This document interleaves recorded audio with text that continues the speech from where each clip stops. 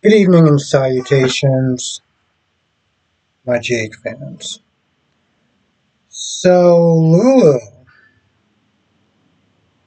clearly lost her damn mind. Listen, I get it. Okay, your child's out there, and you want to sit there and try to get her back and everything, and, Valentine is off God knows where. You've been in a coma for a while, and so you still have that same energy when it comes towards Nina. You walk in there, start slamming doors. Skip the pleasantries when she's being nice. Demands to know where Valentine's at. And then when you give her an answer, she calls you a liar. Part of me was like, yo, this chick done lost her goddamn mind. When she hung up the phone on Erica Kane, I really wish Nina would have smacked the living piss out of her. Just as a good wake-up call. Just to remind her of, you don't run shit. you don't run shit in my office. I don't like. I mean, uh, yeah, like that was just insane. And I get it. She's the plucky Lulu. She was the uh, what was the first Jennifer being the first Lulu. So I get that. I get that, and I can respect having that same energy. But Nina's like, yo, listen, I don't owe you anything. Okay, that's number one. Number two, things have changed. Me and Valentine, we ain't together like we used to. So just because you were asleep does not mean that the world stopped spinning. And told her, hey, listen, you want to know you want to know where your child might be at, where Valentine might be at? Ask Anna. Anna is the one that was if they dating him last. It's just like I don't believe you. Now this whole thing, right? This whole thing. The reason why she's being so, I'm not gonna move, I'm not going nowhere. When she tells her to get the f up out of her office, is to see Carly. See, because Carly walked in that office and saw Brennan. And Brennan was not pleased with her. Okay? Saw the bug and everything like that and was like, you betrayed me. Like, are you serious? Carly is on one. Okay, because she's like, oh, well, it's a good thing I did because I can't trust you. Carly, he is a WSB agent. He is a spy. He is not entitled to sit there and tell you to be transparent about what goes on at his job. And she only heard part of the conversation, so she couldn't even sit there and piece up the rest. And then she realized that what she wound up doing, the whole breaching of national security, she got her ass arrested. At one point, she was like, "Oh, well, I'm thinking, I'm wondering if we should still be friends." Then when he brought that up, she was like, "You wouldn't do that, would you?" Well, why not? You just sat there and said that you were thinking about us not being friends. Why the hell would I not sit there and turn your ass in? Carly was out of pocket, like I said. All the things that Jack did for her, she has the audacity to do that and then stand there on some high moral ground. Her ass would be in jail right now if it wasn't for Jack. She wants to stand there and start trying to give him the fifth degree and everything like that. Like, are you lost? And then halfway through the conversation, when he said that, I don't know where he's at, but, he has a burner phone and everything like that, she started to realize that she effed up. Okay? She effed up. She realized at that point she effed up. He was disappointed in her, and she had every right to be disappointed in herself. But she gets a call, so she has to leave. She's like, listen, we'll continue this conversation when we get back. When I get back, he was like, I don't take orders from you. Like, I don't know where you get this delusional mindset that people just do what you tell them to do just because you're Carly Spencer or Corinthos, whatever the hell you want to call yourself. That's not how that works. So she leaves. She sees Lulu and she tells Lulu, hey, listen, I think in this case, Nina ain't lying. But I know who can sit there and help. So Carly takes Lulu to see Jack. And I'm like, I'm sorry, are you going to sit there and ask another favor after you just bugged this man's office? Right? And of course, Lulu, after sitting there saying thank you, and Carly's like, hey, listen, he can sit there and help you find Valentine. Like, yeah, he could. Doesn't mean he has to. I don't understand what makes you think that he wants to do a favor for you or for somebody that you care about after the way that you were sitting there acting. You know what Lulu said? Okay, start dialing. What is with these two delusional ass women? I don't understand that. Like, I don't know if it's some sort of Spencer trait or something, but that shit starts with the letter D, called delusional.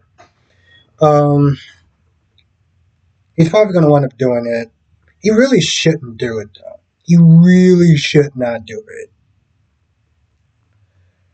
it. Man has more patience than I do. God bless his heart. Um,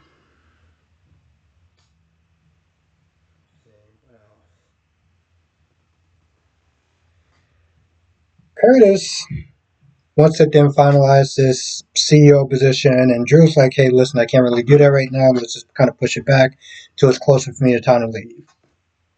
And of course, Curtis is like, "Oh, well, I trust you. You're my friend, and this, that, and the third." He keeps on this energy about double crossing. Curtis, he's not double crossing you. He's doing something that I'm not a fan of and leading you on and stuff like that, which I think is wrong. But you got the answer that you got. Michael comes in. Drew signs some paper and leaves. And Curtis is pretty much sitting there telling Michael what just wound up happening. So Michael's like, all right, cool. You ready to sit there and do this? Ready to sit there and team up with me? He was like, no. But I am ready to sit there and I think he said like payback or something. For betraying me or something. And I'm just like, okay, Curtis, dude, you're not even really making a lot of sense. And long story short, he wants to sit there and take the company from Joe. Yeah, he wants to take the company from Drew. The guy who hired him in the first place. Now he feels like he's not getting what he wants, so he wants to act like a spoiled 7-year-old little boy. This is what Curtis is doing now. He's like, yeah, we're gonna get payback or whatever, but we're gonna do it my way. Okay, Curtis. Yeah, that makes sense. Um, Trina is pleasantly surprised that Kai not only did the project, but he did it well. So well that it was better than her, and she was kind of annoyed about that. I'm like, there must be some more to the story than this, right? Now she does realize that she did go a little too hard on him, and to be fair, I don't think that she did. I think there were certain parts where she could have handled herself better, but I don't think overall that she was too harsh on him. Um, I thought it was kind of a stupid complaint to sit there and say, "Oh, well, he did his project better than mine." I'm like, really?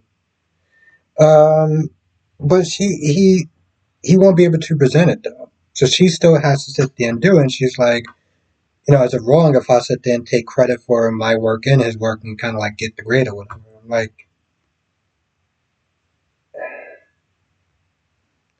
I mean, it seemed like minute problems and almost just more of a fluff piece to kind of, like some of that was just probably not really necessary. Um, but I noticed that they had to sit there and pad out an hour or 35-minute episode, depending on how long the show is. Um, Sasha and Maxie. Sasha decides she's going to keep the baby, and but when Maxie's like, all right, so what's going on with the the child's father? Do you know any way you could sit there and keep track of him or find him or whatever? And long story short, She pretty much is like, I can't do it, whatever, and I'm just gonna raise the baby by myself. I'm like, that's some selfish shit. That is some absolute selfish basura shit. Um, I understand that it's a very crazy situation, and Willow came there and gave her the death stare pretty much, and then Sasha tells Maxie, and Maxie's like, okay, I can understand why she's upset with you. And I get that part because, in all reality, Sasha, you really shouldn't have said anything. If we're going to be honest, you shouldn't have said anything. You could have just kept that shit to yourself. It wasn't a hard thing to do. But, Willow, you shouldn't have sat there and cheated and broken your damn vows. So, that's on you. All of it is on you, if we're going to be honest. But, like, she didn't help. But don't sit there and give her the death glare like you didn't do this to yourself. Because ultimately, this is your fault. This is all your fault. But yeah, she says she's going to keep the baby and she's going to just not tell Michael because in her mind that makes sense.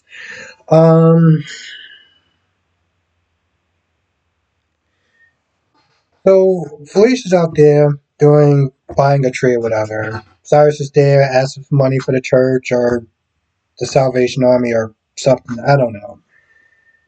A couple of college kids get into a fight. PC, PCU and Lambview. Dex and whatever that chick's name that I just forgot break up the fight. Now Dex goes to go pour out the alcohol. He gets stabbed in the back. Gets sent to GH, questioned by Chase, and he's gonna have surgery with Lucas. But he's not out of danger yet because you know how Cyrus just likes to hang around the hospital and everything. Um, how I was gonna say things. And eventually Jocelyn finds out. But Felicia, gives her statement to Chase and has a theory that, this was targeted towards Dex. Like, him being isolated was part of the plan. I don't know if it was part of the plan, but he was targeted. And so that's the running theory. I don't think that Cyrus did it, but Felicia didn't sit there and say Felicia knows who Cyrus is. So if Cyrus is going during that whole scuffle, she probably would have sat there and said something. Now, it could have been possible that Cyrus could have paid somebody to, stab Dex and give him a warning or whatever. I mean, the previews made it seem like he's dying, he's dead, and that's it. I actually do feel proud of wearing the shirt, this hoodie today, because it was actually a good episode.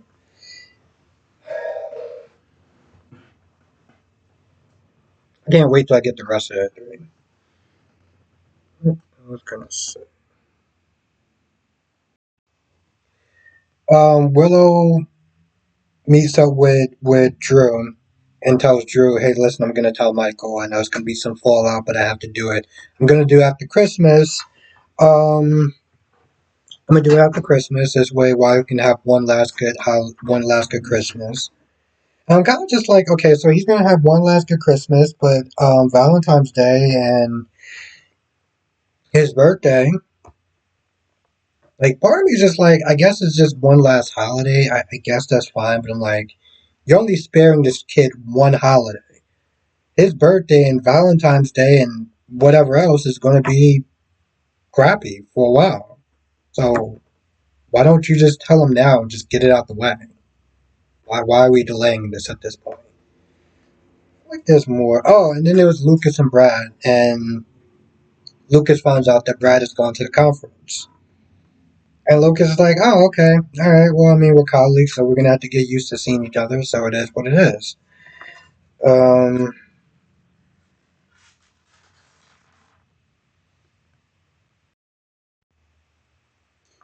yeah, I feel like that's about it for the most part. I can't really think of anything else. But if I miss anything, you know what to do, right in the comment section. I'm not going to be doing the live stream tonight. I'm not going to lie. Part of me was about to sit there and say as well. I'm not going to be doing the live stream tonight, but I will be back tomorrow.